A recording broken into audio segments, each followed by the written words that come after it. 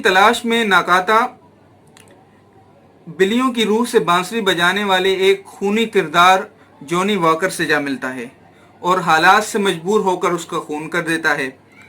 कत्ल का ये मंजर इतना पुरअसरार और इतना बेहतरीन अंदाज में जुजियात हैं इसकी सुरियल कि बसा औकात इस मंजर पर जो है हलूसिनेशन का शायबा गुजरता है।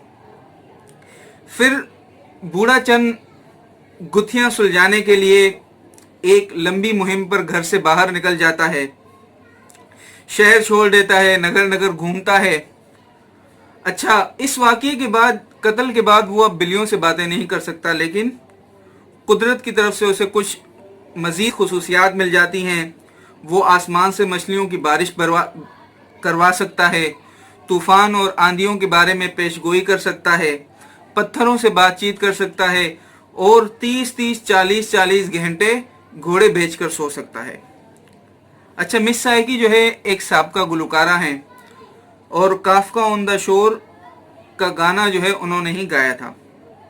अगरचे मिस साइकी की शक्लो शुबाह से हमें उनमें कोई एबनॉर्मलिटी नज़र नहीं आती, लेकिन यूं महसूस होता है कि वो वजूदी बहरान का शिकार हैं और वो ख़ुद को, अपनी खुशी को हमेशगी बख्शने के लिए अल्टरनेट रियलिटी में सफ़र करती हैं, जहां से वो अपना गाना काफका ऑन द शोर मुकम्मल करती हैं। मिस साइकी के किरदार से हमें ये भी पता चलता है कि वो अपने माजी से भाग रही हैं और उनका मुबहम माजी जो है वो काफका तामुरा के हाल के साथ मुत्तसिल है। शोर को पढ़ने के बाद ये मजबूत तासुर उभरता है कि नावल के मरकज़ी किरदार मिस साइकी, काफका तामुरा और नाकाता जो है एक मुतबादिल हकीकत, अल्टरनेट रियलिटी में किसी तरह जुड़े हुए हैं और इन लोगों के लाशऊर की गैर मादी एशिया इन किरदारों को उकसाती हैं कि वह अपने रूह के एक हिस्से के बदले अपनी ज़िंदगी का जौहर तलाश करें।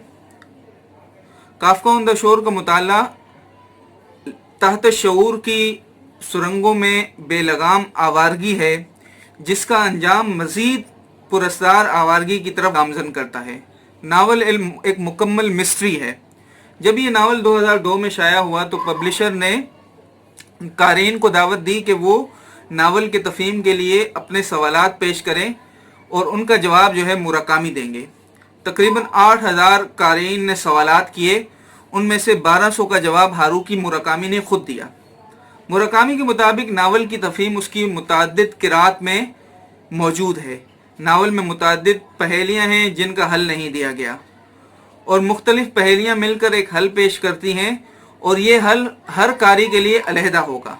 दूसरे अल्फाज में ये पहेलियाँ मिलकर नावल के राज को खोलती हैं। Kafka on the shore Murakami के मखसूस फिक्शन खुसूसियात, पॉपुलर कल्चर, जुजियात निगारी, तिलिस्मी हकीकत निगारी, सस्पेंस और बेधड़क जिनसी मामलात का मुरक्कब नज़र आता है। पूरे नावल में मौसीकी बिखरे हुए प्लाट की बिखरी इकाइयों को जोड़ने में मरकज़ी ज़रिया साबित होती है। किरदारों की खुद कलामी और उनकी बातें, ख्वाब और हकीकत का ताल्लुक, मुकद्दर की सफ़ाकी और पेशगोइयों की गैर यकीनी जकड़बंदियाँ और लाशऊर का असर जैसे मौज़ूआत पूरे नावल पर हावी नजर आते हैं। मुराकामी ने अपने पिछले 2 नावलों नॉर्वेजियन वुड और the wind up bird Chronicle के दोनों थीम्स को नावल में जमा कर दिया है। नतीजतन हमारे सामने एक ऐसा नावल आता है जो फिजिक्स के उसूलों की नफ़ी के साथ साथ रिवायती फिक्शन बयानियों को भी बेधड़क तोड़ता हुआ नजर आता है। काफका ऑन द शोर अगरचे मुराकामी का शाहकार नहीं है, लेकिन ये नावल अपने तख्लीकी वफूर, पुरकशिश बयानिए और सहर अंगेज प्लाट की वजह से इंतहाई अहम है और हमें ये बात बताता है कि नावल की सिनफ अपने अंदर कितने इम्कानी ताकत रखती है और एक तख्लीकार किस तरह बयानिए को तोड़ फोड़ कर नए इम्कानात की सरजमीन पर कामयाबी से अपने झंडे गाड़ देता है।